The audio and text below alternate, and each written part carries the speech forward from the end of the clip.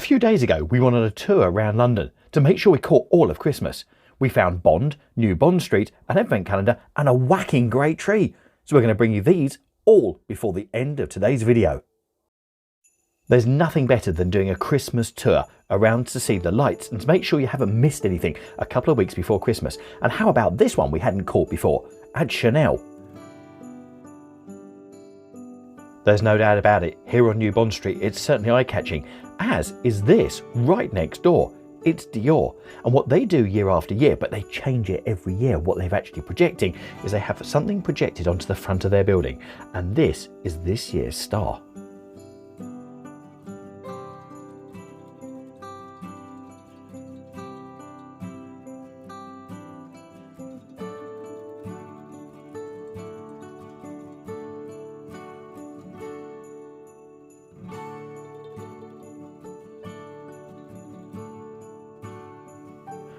How about a star that big on top of your Christmas tree?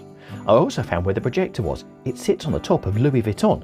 So I wonder how much Dior paid Louis Vuitton for having their projector.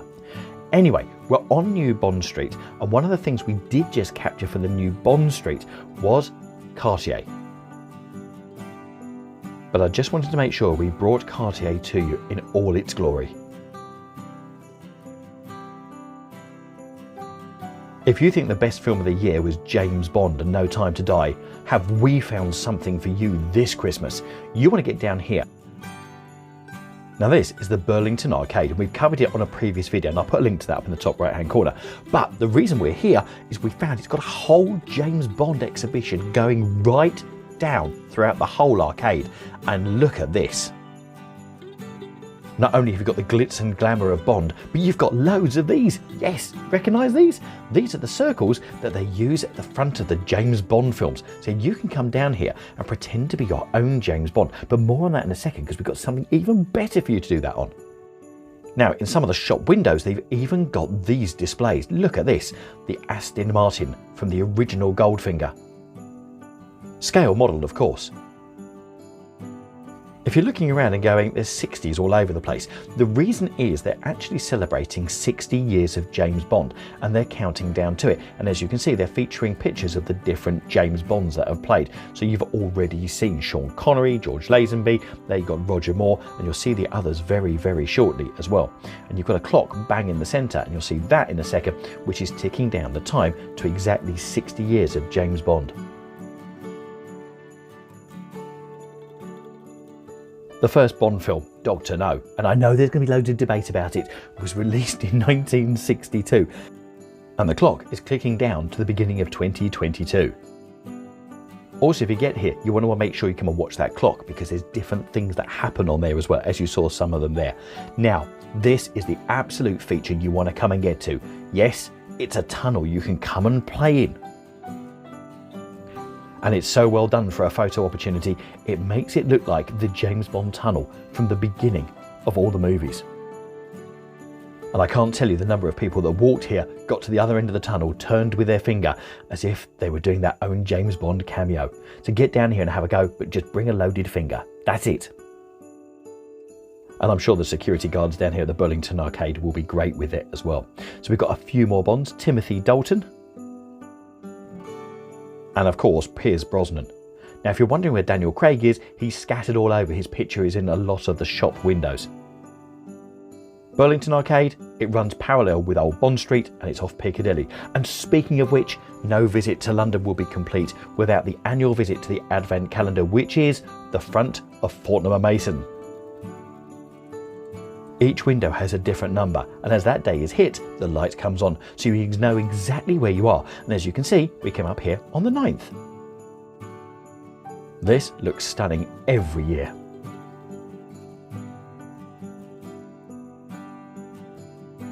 And now it's over to, yes, the world famous Trafalgar Square. With the manger set up right by the side of the tree. If you get a chance to London, do come up and have a look.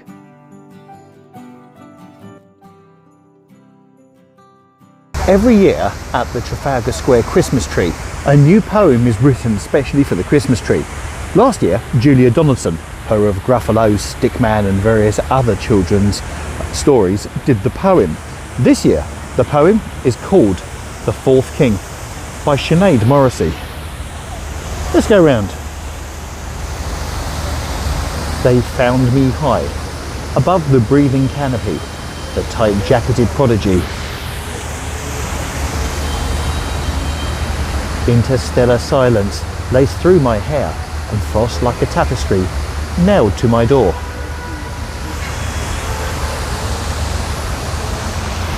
Such absolute dark above my tippy top, spangled crown.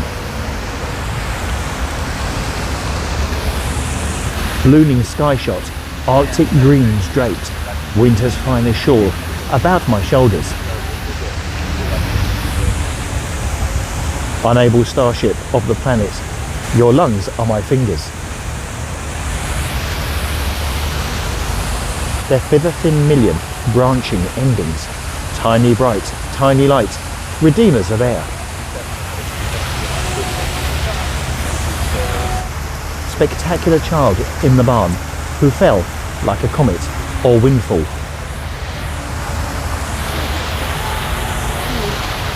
I also attend, I also stand, in all my pine needle finery and shine.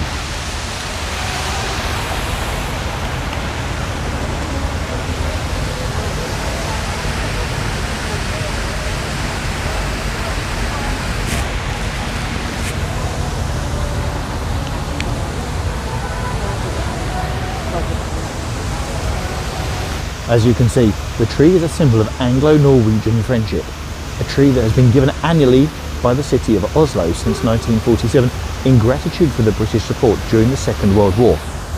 Now, if you've seen the news over the past week or so, there has been a fair bit of controversy, purely because the tree that's been delivered is quite damaged. Now, the great thing is, when you come up at night, you can't actually see it. When I saw it on the television during the week, you could actually see the damage within the branches and the gaps. Oh, here we go. You can see the big gap here where it's sort of damaged that's there. But when you're here at night, actually, do you know what? It really doesn't make any difference. And to get a lovely big tree here at Trafalgar Square, which is a symbol of Christmas, for me, that's it. Happy Christmas, everybody.